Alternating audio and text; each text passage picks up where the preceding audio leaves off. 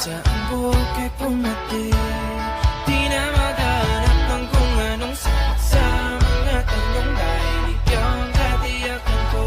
Ngayong nandyan ka na, di magmamadali, ikaw na ang katabi. Saan buhok ay pumati, di na maghanap ng kung anong sagot sa mga tanong dahil ikaw ang katiyakan ko. Hindi na ako pipitaw.